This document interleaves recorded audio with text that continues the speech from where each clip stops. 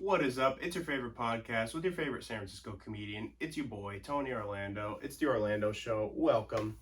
So I'll make my picks for 302. I know you crack addicts have been fiending for them. I know you guys have been waiting to try to make your rent money back because you guys have been betting on WNBA parlays. That's bullshit. Let me help you out. But first, we got some news. In video game news, College Football 25 will be coming out in July. I have been praying to every religion that this game comes out and that it's fucking amazing. I've been praying to Jesus. I've been praying to Allah. Alhamdulillah. Alhamdulillah. Please. I've been praying to Buddha. I've been praying to fucking Zeus. I've been trying to pray it all just to get this fucking game going, man. Last time I played this game, I was 14 years old. NCAA Football 14 came out, and since then, now I'm a grown-ass man having a podcast. So that's crazy how time flies. Yeah, huge news. I'm so excited to win national championships with every program that shouldn't win a fucking national championship. I'm going to make my Division II team. I'm going to make Western, and we're going to win 10 national championships at Division I as a Division II program. So hate on it if you want, but that's what the fuck's going to happen. So College Football 25 dropping is amazing. I do wonder, though, how Madden sales are going to just completely drop off because I'm not buying the next Madden. They're pieces of shit. They've been complete dog shit since probably 10, 15 years ago. So I just wonder how many people have like ruined their PS5s, like completely just thrown their PS5s out of a window because of how bad of a game Madden is. Like, I really wonder. So EA should reimburse those people because that's bullshit. But yeah, College Football 25 is going to be life-changing. I'm not going to go outside for like a month. So outside world, fuck off. NCAA Football 25 is coming. In other video game news, Call of Duty Black Ops 6 announced that they're going to feature the events of 9/11/2001 in their campaign. Yeah, Black Ops 6. So I don't know what they're going to do. They might have you like be Mark Wahlberg and take over the plane with a box cutter and fly it to safety. I don't know what they're going to do. I don't know. No, if you thought No Russian was bad, try 9/11 on Call of Duty. But yeah, that's a stupid idea. I don't know who the fuck made that idea. But yeah, college football dropping. I don't make bets, actually. I only make picks. Because the only time I've ever put money on a fight was when Sean O'Malley, the current champion of 135 in the UFC, 135 pounds, broke his foot against Cheeto. So that's the only time I've ever bet a fight. Never betting fights again in my life. Never. That like completely screwed me. And the only time I've ever bet football was in 2020 when the Niners went against the Chiefs in the Super Bowl and broke my fucking heart again. So I'll tell you one thing too. I was talking to my dad, and I was like, man, like 3 Super Bowl losses in my life, that's fucking tragic. He was like, I don't know what you're talking about. I've seen 5. I don't know what you're talking about, loser. I can't relate. And I was like, the second you're of age, I'm putting you in a home. You're going in a home because you can enjoy your championships you've seen with your tapioca pudding in the old folks' home. My mom's cool. She'll be in the house. But my dad, I'm putting him in a home for that comment. Because that's bullshit, dude. The only thing I want in my life is a fucking Niner Super Bowl. It's horse shit. But yeah, so that's why I don't bet. That's why I just make picks. In other fight news, my favorite fighter of all time, Nick Diaz, is slated to fight. He's fighting Vicente Luque on August 3rd in Abu Dhabi, United Arab Emirates. Now, this booking is pretty terrible. Obviously, it's good to see Nick Diaz have a fight and have something booked, and that makes me happy that I'll be able to watch him fight. But you have to remember, Vicente Luque is the guy that sent Mike Perry's nose across his fucking face. So you know how Mike Perry's nose at the beginning of the Vicente Luque fight was here, where it should be? By the end of the fight, dude, it was over here. He moved that shit over to his cheek. Look at pictures of that fight. It's fucking disgusting. So, Luque he'll be on the feet with Nick, so that'll be good. They'll be able to exchange on the feet, but I don't know, man. Nick might get his ass kicked. And that's from a Nick Diaz fan, but Luque is a tough matchup. And then they book on the same card Tony Ferguson versus Michael Chiesa. which Tony Ferguson is just going to get wrestle fucked in that fight. He's just going to get taken down. Chiesa's going to boringly lay on him for a round and a half and then arm triangle him, and it'll be over. But, like, why would you not have the two legends fight each other? That was, like, the one thing in my head that I was like, Dana, what are you on? I'm telling you, there's a theory. I have a theory that Dana White hates Nick Diaz. That just gives him the shittiest matchups. Doesn't ever want to see Nick win. Like, just tries to fucking kill Nick in all the matchups. So, it'll be an entertaining fight. They'll be fighting each other. They'll be landing punches, I feel like. But, I don't know, man. Nick has to start hot in that fight, or else Luque is going to whoop his ass. But I'm rooting for Nick Diaz Army, so don't feel like I'm not. But I'm just being realistic with these picks. I try to be as realistic as I can. So that's just an early pick. I will say this, too. It's hilarious how Dana White, directly after slapping his wife on New Year's in public at a Mexican, like, club, he, like, you know, you've seen the video. He slapped his wife. Then comes out with power slap right afterwards. Like, either he had no idea about that impeccable timing, or this is all planned. Or him slapping his wife when, according to plan, I'm going to promote power slap by slapping my wife. Genius. Genius marketing, I will say. As someone who studied marketing in college, pretty genius.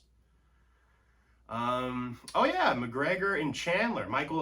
Conor, the notorious Conor McGregor will be facing Michael Chandler. I think June 29th off the top of my head. That's going to be a crazy fight. Here's my take on that fight.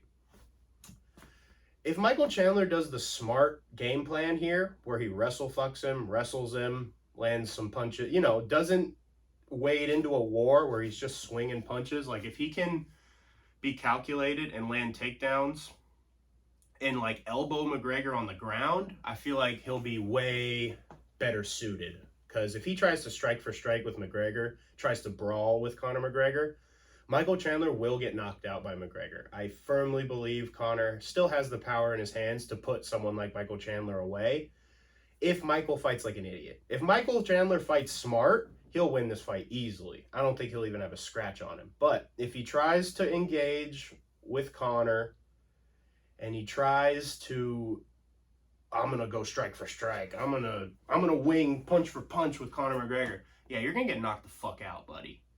So I'm picking Chandler in that one, but that's only if he stays smart. If he starts fighting like a dumbass, McGregor's going to kick his ass. Yeah, so let's get into the picks. UFC 302. The main event will be Islam Makhachev versus Dustin the Diamond Poirier.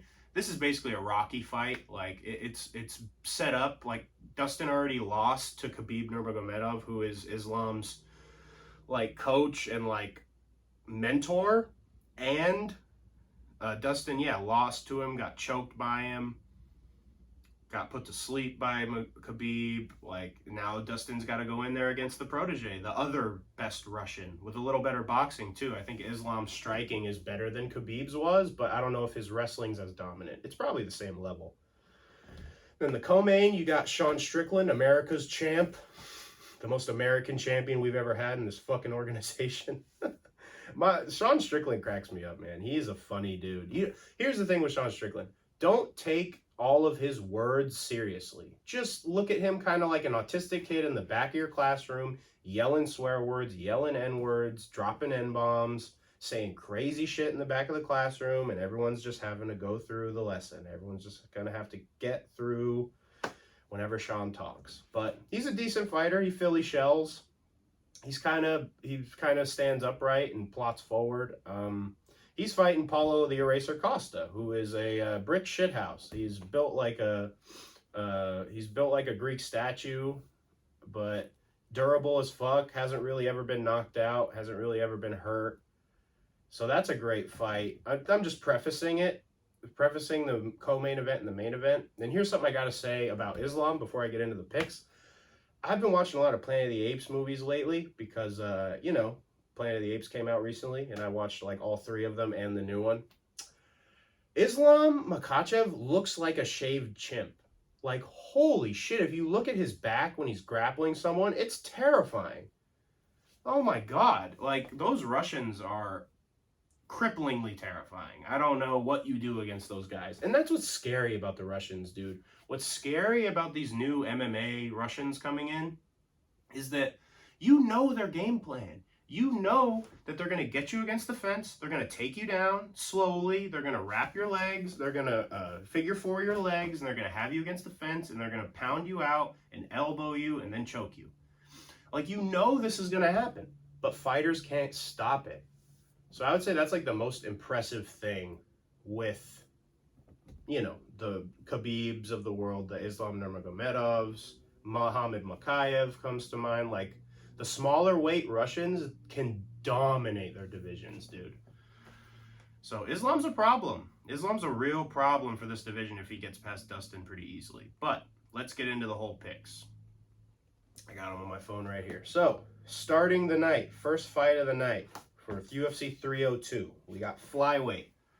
Mitch Raposo versus Andre Lima. Mitch Raposo's 9-1. Andre Lima is 8-0. I've seen Mitch Raposo fight on Ultimate Fighter. Seemed like a good mix of grappling. Like, he's a good wrestler and he has pretty good striking. Yeah, nothing bad to say about the guy. He's a good fighter. But I'm picking Andre Lima in this because he's undefeated and he's a little more explosive from what I've seen in his fights. So I'm taking Lima. Next fight is at women's bantamweight. This fight actually has some tea with it, dude.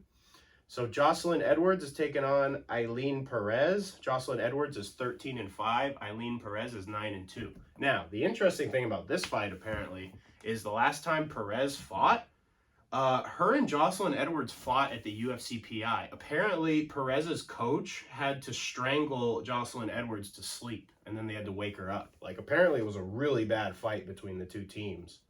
So this one has some bad blood. I'm excited to see this one. Rare women's fight I'm really excited to see because they're usually just 15 minutes, and I'm sorry, but it's where you go take a beer. It's where you go take a beer break. You go grab a beer, you go grab some water, some food, go see what your buddies are doing. Like, usually women's fights aren't too fun to watch, sorry to say. I'm just being honest as an MMA fan here. But yeah, I would say Eileen Perez will take that one. I think she has a better record and better grappling. Jocelyn Edwards hasn't really ever surprised me in any of her fights I've seen her in previously.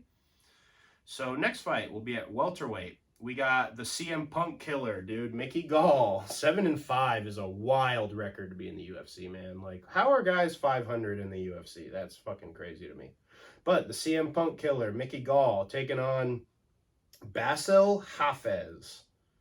I've seen Mickey Gall fight, and I've seen Hafez fight a little bit. I'm going to take Hafez in this one. I think he's got more violent striking, and I think he's got the grappling to keep Mickey off of him. Because that's really the only way Mickey Gall's going to, like, win this fight. Is if he, like, takes him down and, like, arm triangles him or rear naked chokes him or, you know, something like that. Like, Mickey's a straight-up grappler. He's not really a striker. All right, into the pre-card. That was the early prelims. Into the prelims. So, first fight of the prelims, we got Philip Rowe versus Jake Matthews. 10-4, Philip Rowe versus 19-7, Jake Matthews. I'm going to take Jake Matthews in this one, man. I think all the fights I've seen Jake fight, he's got some great striking, man. When he's on as a striker in MMA, he's a monster. Like, he's hard to deal with. Jake's a beast.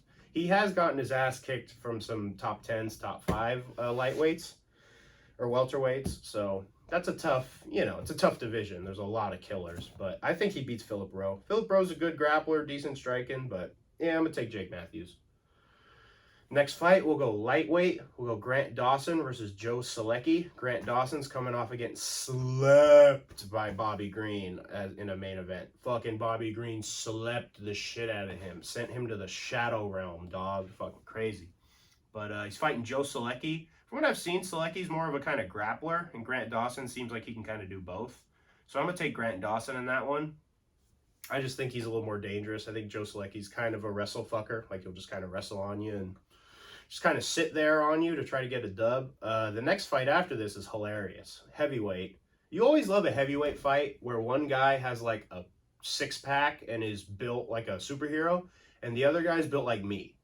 Just like a fat guy that looks like they got off the street. And this fight's kind of that fight. Like Jailton Almeida, it's Jailton Almeida, 20-3 versus Alexander Romanov, 17-2.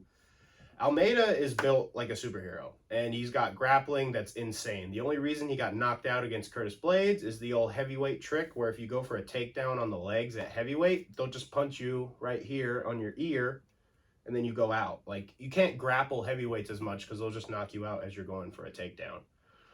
So he's a monster. And then Alex Romanov has had one good fight in the UFC where he looked like a monster.